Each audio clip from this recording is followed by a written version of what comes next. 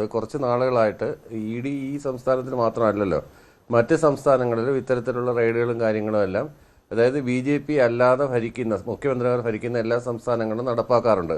ഈ വി.ഡി. സതീശൻ അധികാരമേറ്റതിന് ശേഷം cliff house ഒഴിഞ്ഞു കൊടുക്കാൻ താമസം, അതിന് ആഡംബര പണികൾ ചെയ്തുകൊണ്ടിരുന്നത് കാരണം, അല്ലെങ്കിൽ പത്രഭാഷയിൽ അറ്റകുറ്റപ്പണികൾ ചെയ്തുകൊണ്ടിരിക്കുന്ന കാരണം 2 മാസം എടുത്തു. ആ 2 മാസത്തോളം ഒരു വാടക വീട്ടിലായിരുന്നു മുൻ മുഖ്യമന്ത്രിയായിരുന്ന പിണറായി വിജയൻ താമസിച്ചിരുന്നത്. ആ വീട്ടിൽ നിന്ന് അറസ്റ്റ് ചെയ്യുക, അപ്പോൾ മുൻ മുഖ്യമന്ത്രിയുടെ വീട്ടിൽ നിന്ന് അറസ്റ്റ് ചെയ്യുക, അപ്പോൾ ഒരു നാഷണൽ ഇമ്പോർട്ടൻസ് വരുന്നുണ്ട്. ഈ വാർത്തയ്ക്ക് ഒരു നാഷണൽ ഇമ്പോർട്ടൻസ് വരുന്നുണ്ട്. അങ്ങനെ നാഷണൽ ചാനലുകളിലെല്ലാം ഇടതുപക്ഷത്തിൻ്റെ 10 വർഷം മുഖ്യമന്ത്രിയായിരുന്ന ഒരാളെ ടാർണിഷ് കാണിക്കാൻ വേണ്ടിയിട്ടുള്ള ഒരു അവസരം ഇ.ഡി. സമർത്ഥമായിട്ട് ഉപയോഗിക്കുന്നു. അത് ഇനി ഉപയോഗിച്ചുകൊണ്ടേയിരിക്കും.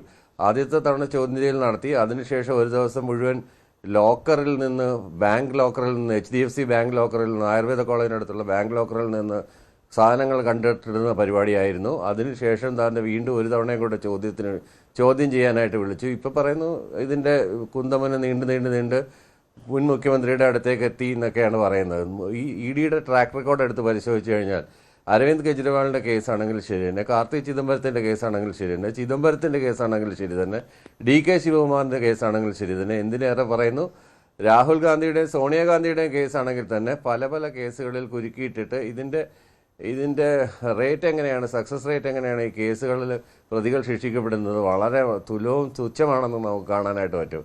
അപ്പോൾ അക്യൂസേഷൻസ് കൊണ്ട് വളരെ റെപ്യൂട്ടഡ് ആയിട്ടുള്ള ആളുകളുടെ ടാർണിഷ് ചെയ്യുക, അല്ലെങ്കിൽ അവരുടെ ഒരു ഇമേജ് ടാർണിഷ് ചെയ്യുക എന്നുള്ളൊരു ഗൂഢ ഉദ്ദേശമാണ് കേന്ദ്ര സർക്കാരിൻ്റെ ഇത്തരം ഏജൻസികൾ വലിക്കുന്നത്. അല്ലാതെ ഇതിനകത്ത് മണി ലോണ്ടറി എന്നൊക്കെ പറയുമ്പോൾ, മണി ലോണ്ടറി എന്ന് പറയുന്നത് എത്രയും ഹ്യൂജ് എമൗണ്ടിൻ്റെയാണ് മണി ട്രാൻസാക്ഷൻസ് എന്ന് അറിയാമോ? മണി ലോണ്ടറി ഏറ്റവും കൂടുതൽ ചെയ്യുന്ന, ലോകം മുഴുവൻ മണി ലോണ്ടറി ചെയ്യുന്ന ബാങ്കുകളുള്ള, അമേരിക്കൻ ബാങ്കുകളുള്ള ഒരു സ്ഥലത്ത് 12 വർഷത്തോളം ജോലി ചെയ്ത ഒരാളാണ്. അപ്പം മണി ലോണ്ടറി എന്താണെന്ന് അവിടുത്തെ ഒരു സാധാരണ കുഞ്ഞിന് വരെ അറിയാം. എങ്ങനെയാണ് മണി ലോണ്ടറി, അതിനകത്ത് എത്ര, അതായത് താങ്കൾ പറയുന്നത് 2.78 കോടി എന്നുള്ള ഒരു നിസ്സാര തുകയാണ്. അതുകൊണ്ട് അത് മണി ലോണ്ടറിംഗിന്റെ പരിധിയിൽ വരുന്നതല്ല, അത് നാണക്കേടാണ്. അത്രയും കുറഞ്ഞ തുകയുടെ കാര്യം ഈ മണി ലോണ്ടറിംഗിന്റെ പരിധിയിലേക്ക് കൊണ്ടുവരുന്നത് എന്ന രീതിയിലാണ് താങ്കൾ സംസാരിക്കുന്നത്. ഇതിപ്പോൾ കാര്യങ്ങൾ വ്യക്തത ഇതുവരെ വന്നിട്ടുള്ളത് ഒരു സേവനവും നൽകാതെയാണ് ഈ പണം കൈപ്പറ്റിയത് എന്നുള്ളതാണ്. അതിന് പുറമെയാണ് വായ്പയായിട്ടും തുക കൈപ്പറ്റിയത്. പിന്നെയുള്ള മറ്റൊരു കാര്യം എന്ന് പറയുന്നത് പിണറായി വിജയൻ മുഖ്യമന്ത്രിയായിരുന്ന കാലത്താണ് ഈ ഇടപാടുകൾ നടന്നത് എന്നുള്ളതാണ്.